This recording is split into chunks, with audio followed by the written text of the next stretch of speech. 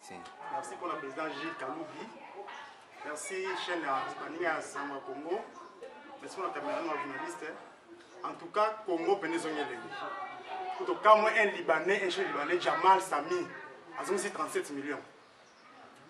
Vous voulez que moi, je suis un peu de si c'est un peu de comme caméra, comme Mongo, tu as un lobby dans le top Congo, des députés, il y a un ministre qui a la radio, soit disant non.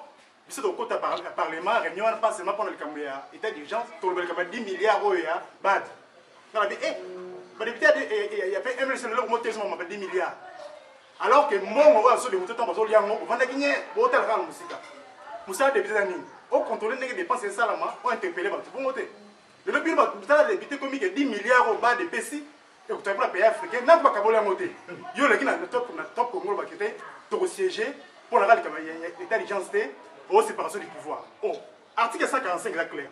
Il dit que non, le président doit autoriser des chambres pas se réunir pour la prorogation d'état d'urgence. Lorsque on est là, on a son conduire, on va quitter, on a 10 milliards. Papa. Oh, maman, on a 2019. On dit ça, mais tu comprends déjà Kabal Bossala. Tu comprends beaucoup dans la CC, va réunir au Sangani Bino, la Mouka. MLC, INC, PPRD, FCC. Tu comprends de ma géoana. Tu dis que le temps on a déjà l'équipe pour la Congo. Le temps on a l'équipe Jacala. Tu veux être dans le CT. Donc, la King va la porter pour la mise pour la Congo. Puisque tu as le temps ok non éclairage et comment être dans la Congo. Tu peux essayer de raison à prévoir comme le coronavirus. Comme un solo. Qu'après le coronavirus, l'économie mondiale va changer. Le changement, tu as dans le Congo. Tu comprends de bango. Parce que là, la sous bien pour faire chercher un lungue, ma casse pour lungue. Tout ça, sur le deuxième cas, sur le car il y a un membre. Agent insisté que ma réunion ma casse. Tu remercies la plateforme pour le changement. N'ayez pas fondé. Tu as la punata mon samba, tu as la wana.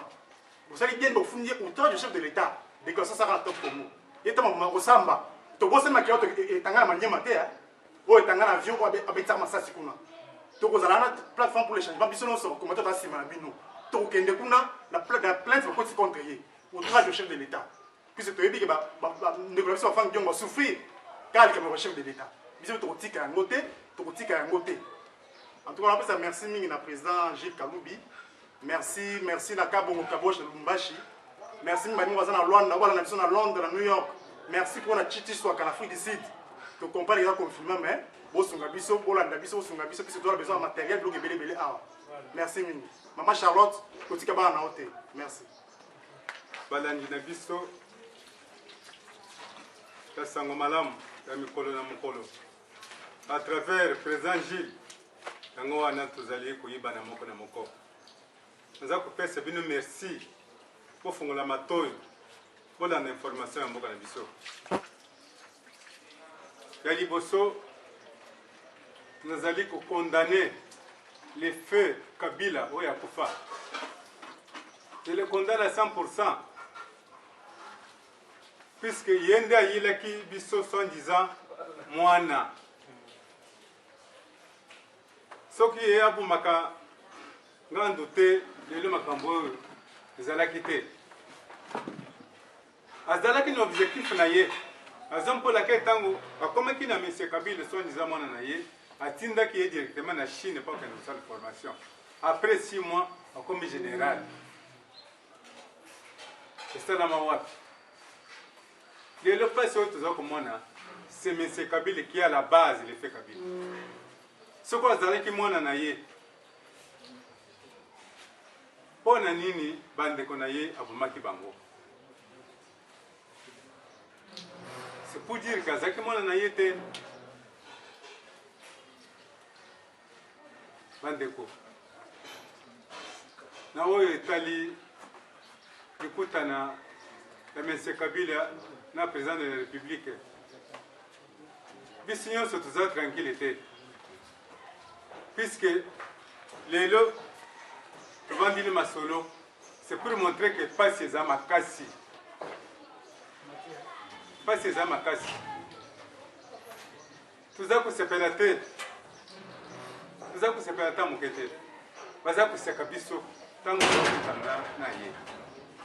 Pendant 18 ans, M. Kabila a vendu Namoka. alobaki te bacongolais bazali banyama puisque nyama azalaka na valeur te moto azalaka na valeur te mais pas na bango ngombe azalaka na valeur soki biso tozalaka bangombe me toza na valeur yango abomaki biso na désordre eza kaka continue koboma biso mais soki alingaka faci ntango faci akoti na pouvoir alingi asala ndenge moko na ndeko président ancien président angolais ancien président angolais asalaki nini avant président ya sika ntango président ya sika akotaki asanganaki na gouvernement na ye balobaki lokola mbongo ezali te esengeli motu nyonso azali na mbongo na banke abimisa po te topesa mokonzi oyo ya sika akoya mpo osala nango. Pourquoi M. Kabila ne l'a pas fait? Puisque bantu na ye bazali na mbongo ebele na basanduku mpo nani asalaki te. Les mêmes gens oyo de son disant atiaki bango motima. Exemple, Bouchaba. C'est depuis la conférence nationale. Il avait détourné 300 millions de dollars et SNL. Qu'il est l'eau. Bon, on est que nous dossier on est là. Bouchaba, Kalev, consort, je pense qu'ils sont nombreux. Mais tous les natifs n'ont pas de bango libandate. Peuple a mon abantoa na justice. Parce que des sons, il y a plus de ça. Prof Njoli, as un professeur. Mais professeur, après combien de temps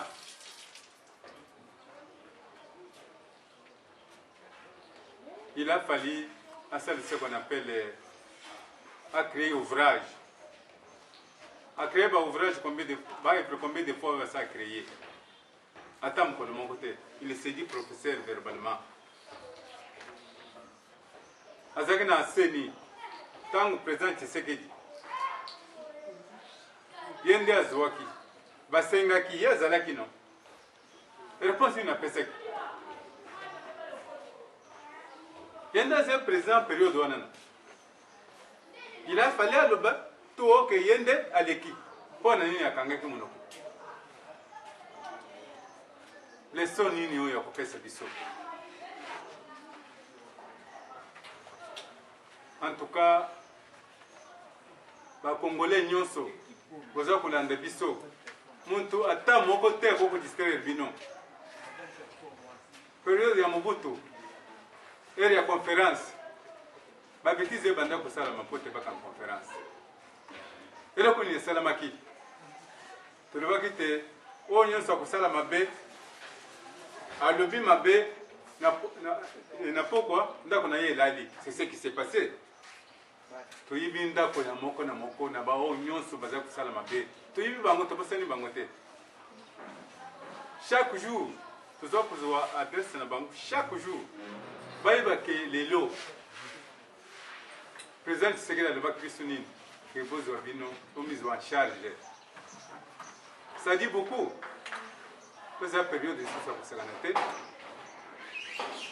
depuis la moine en Boka, Antoine Tshisekedi, président de la République, béton, il faut bien union se simbaye. Botika été, azaye mon côté. Polanda basenzi wanante, la moka situka. Azalaki awana. Chaque fois, quand le président Tshisekedi, le président de l'Assemblement, il y a un peu de temps.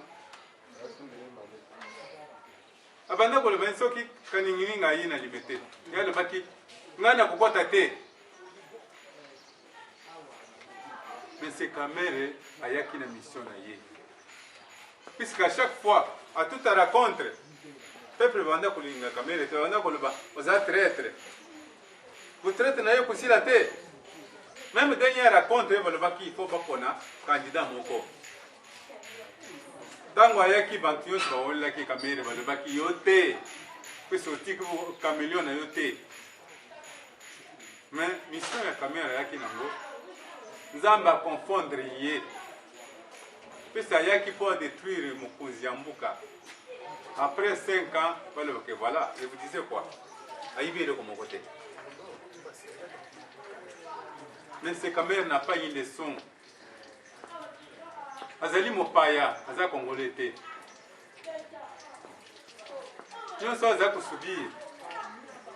Azali Moussala na Yabanda Kosala. Yabutu. Il faut subir peine na ye. Il faut subir peine na ye.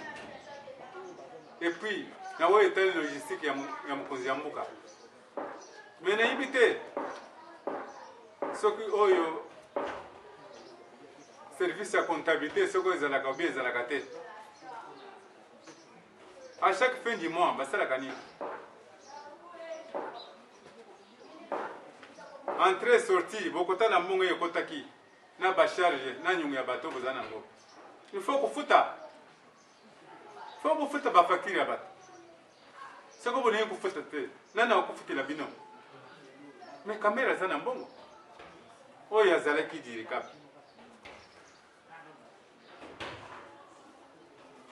période de période de distraction. Période de distraction, pour soutenir Fatih Béton. Nous avons remercié le pasteur Mukuna. Mais le pasteur va se belé. Talaka kaye moko. Nous avons attaqué dans ma paix aux Salama. Mais monsieur baza kozela nini? Akutanga ya mapozande ba koya koloba. C'est le moment de parler. Soko lingi mboka na yo. Muntu asale mabe lo bele en face. Muko naza ko banga te. Tuza sima na yo.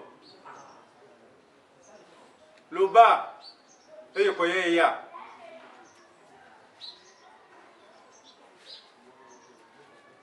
Soki oyo tovandili lelo tuza koloba na canal ya président Gilles. Soko balandi o baza koya chaque jour. Beaucoup de informations que ça mon collègue. Mais merci. L'épidémie oyo yaki. Yango nda yaki kufungula Congo. À partir de l'épidémie, mon toit il va kinzambe te il faut y bailler. Il faut y banzamba à partir de l'épidémie. Il était cette épidémie. Bantu belé, il y a pouvoir de me faire qui. Mais nous avons fait ça merci. Nous avons fait ça bande de nyonso. Oyo baleka ki liboso na ngai. Na ba Congolais nyonso baza kolanda biso na pesa bango le mwanya. Zamba abati la bino. Abati la président Gilles. Na bande de nyonso président na bango. Merci. Confiez-nous votre image et laissez-nous la transformer en une identité forte grâce à un accompagnement sur mesure et un suivi personnalisé. De la communication institutionnelle au marketing politique et commercial, Eshima vous apporte des solutions grâce à une parfaite connaissance des outils de l'information et de la communication. Contact 085 113 44 44 085 113 44 44. Eshima Magazine, un nouveau standard d'information.